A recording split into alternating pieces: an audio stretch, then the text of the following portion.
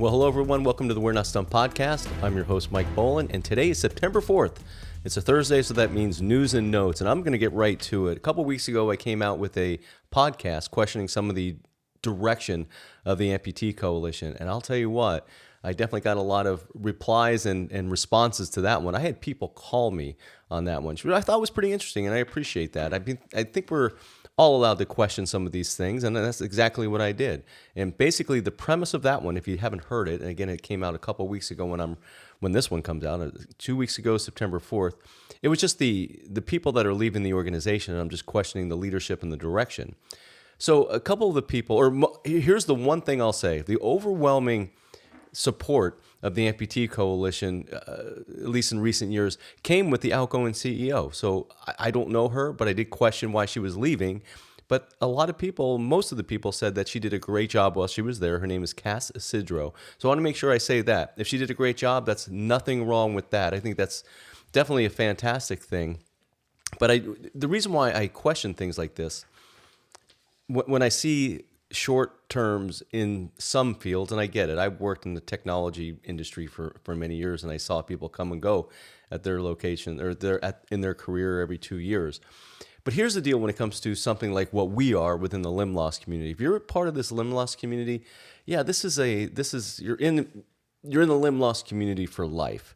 So I don't think the leadership of these types of organizations should just be a revolving door. I think if you're going to be part of the Amputee Coalition or other organizations that represent a community that it's a life sentence, I think you should really make a commitment to it. That's just the way I think. You can say I'm wrong about that. Maybe everyone thinks it should just be a career and people should come and go as they please, or obviously they can come and go as they please, but I'd rather see a commitment. And I'll stick with that. I'd rather see the commitment. Now, as far as me, the Amputee Coalition has done nothing for me, and that's fine. I never asked them for anything either, so I don't have any firsthand knowledge other than the video I did for them a couple years ago that I talked about on the last episode. But the people that are part of the community and really rely and depend on the Amputee Coalition, I think strong leadership, it's a must. So I hope whoever they're vetting or looking at to be the next CEO and president of the Amputee Coalition would be someone that really wants to dedicate their life to helping people within the limb loss community. And I'll say it again, there's got to be someone out there within the limb loss community that's more than qualified to take over and run this organization. So I'll stick with those types of things, but I will say that I heard nothing but great things from very trusted people in my inner circle about Cass Isidro. And by the way, Cass, if I'm saying your last name wrong, I apologize. But apparently she did a great job, and that is good to hear. But I'll say it again, those short terms, I'd rather see somebody really want to be part of the ongoing efforts within the limb loss community and the positive impact it can have. But here's another thing that I'll stick with when it comes to some of the things I talked about last time, and I talked about the compensation for the CEO position. And I did a little bit more of a deep dive this year, and I can only go up to 2022 because if you go to the IRS.gov, all of their returns, any charitable organization's returns are going to be listed there, including the Amputee Coalition. So what I did is I looked at 2019, 2021, and 2022, again, 2022 being the last available year, and there wasn't one listed for 2020, so I wasn't able to see any of the returns on that. So if you're listening to this and you're a caregiver, you're part of the limb loss community, you're part of an advocate somewhere, whatever that is, I'm going to throw out these numbers, and I'm just going to ask you what you think of it. You need to reflect on this. This isn't something that I can necessarily reflect on. I have my own opinions, but I think you should reflect on this too, especially if you are volunteering and working your butt off for the Amputee Coalition. So when you go back to 2019, there's a gentleman named Jack Richmond that was listed as the CEO and president of the Amputee Coalition. His compensation was $166,000, $166,380 basically. And then he had additional compensation listed at $17,497. So all told, Mr. Richmond brought in $183,877. This is 2019, so this is 6 years ago. And this is where it gets kind of interesting. there was a leadership change. I don't have the dates of all of this. If someone wants to tell me all of this, as a matter of fact, if the Amputee Coalition wants to come on and start discussing what I'm talking about, I'd love to have them on, but I will ask questions. Someone named Mary Richards took over. I don't know Mary Richards. I don't know what she's doing now. I have no idea. But the compensation from 2019 to 2021 in 2 years, the compensation for CEO went from $166,380 to $203,246, with an additional compensation, whether it be bonuses and things like that, of $8,614. So the total compensation went from $183,877 to $211,860. Now the difference between those two in these 2 short years is $27,983, basically $28,000 in just 2 short years. I don't know if the responsibilities went up. Again, open invitation to the Amputee Coalition if they want to come on the podcast to discuss. Now you go from 2021 to 2022. There was 2 CEOs listed. There was an interim, John Register, and Mary Richards was also listed as a CEO. I don't know what their terms were. I don't know if Mary worked half the year or 3/4 of the year. I don't know. But I can tell you this, her compensation listed on the tax return for 2022 was $272,686,000, with additional income, whether it be bonuses and things like that, of $6,143. So when you look at the difference between 2021, just 2021 and 2022 for Mary Richards, she got a $69,440 increase in just base salary in 1 year. That had to have gone through the board of directors, obviously. So if there's any board of directors that would like to come on, past, present, future, however you want to talk about it, from the Amputee Coalition, I'd like to have some transparency, because I know that that's something that the Amputee Coalition kind of touts when it comes to when it comes to insurance industries or the prosthetic industry. They really tout transparency and advocacy. So I'd really like the Amputee Coalition to come on and talk about basically a $70,000 increase in 1 year for the CEO position. Now, again, I said John Register was also a interim. He was listed as an interim CEO with his salary being $101,898. So this is how it breaks down.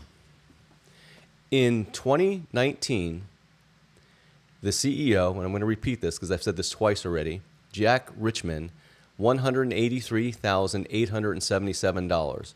In 2022, between Mary Richard and John Register, there was a total of $380,727 going to the position of CEO/president. That is an increase of $196,850. Draw your own conclusions. Again, I know there's people working their ass off, volunteering and doing the right thing for the Amputee Coalition, but there's some people that are definitely getting maybe some more benefits than others. I'll just put it that way. I list this to educate you, and I hope you come to your own conclusions. Open invitation. The third time I'm going to say this, open invitation for the Amputee Coalition, anyone at the Amputee Coalition, to come on and talk to me about those numbers. I don't know. Maybe there was an incredible increase in job responsibilities in 3 short years. I mean, $200,000 an additional $200,000 going to the position of CEO. And to put that in perspective, that $196,850 increase between 2019 and 2022 was more than the whole position earned in 2019, in the 3 years prior. That's a big deal to me. Let me know if you're wrong. All of you, call me, leave messages. You did that last time. I'm not saying that Amputee Coalition isn't doing some great things. I'm sure they are. I'm sure they're doing great things for some of the people that are listening to this podcast.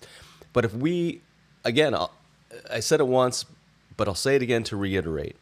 If they advocate questioning your insurance, your prosthetist, and making sure you're asking the right questions, we get to do the same thing of them. So When I say we, I'll probably throw me out of there because I really don't have any relationship with them. But if you do, when you're out there and you know some of the reps out there, you have a right to question them on these numbers. And please invite them to be on the We're Not Stumped podcast. The last thing I want to talk about is how I described why I'm not a peer visitor. And I want to put some clarification to that. They have a peer visitor program, which I think is very good. I have no qualms about that. I think that's a very strong thing within any organization, is to get somebody, like you, in my case, one hand, to visit somebody else with one hand and let them know that we're going to get through this together. It's a great program. Peer visitors, certified peer visitors, it's a great thing, regardless of what organization it is. What I talked about was I will never be one for the Amputee Coalition. And I'll tell you exactly why. They have an application process, which is fine. I've done that with any other organization that I volunteered for.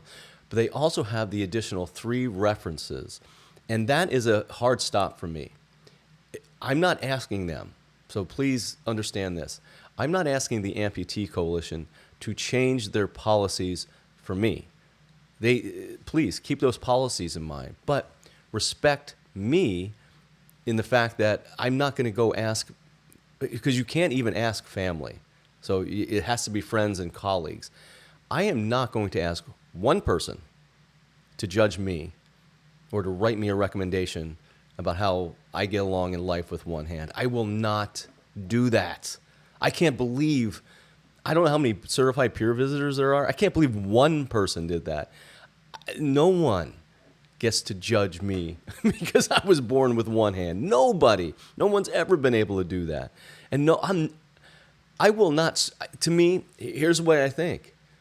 I will not stoop to the level of asking someone to write a recommendation about me because I have one hand. I would never ask that of anyone.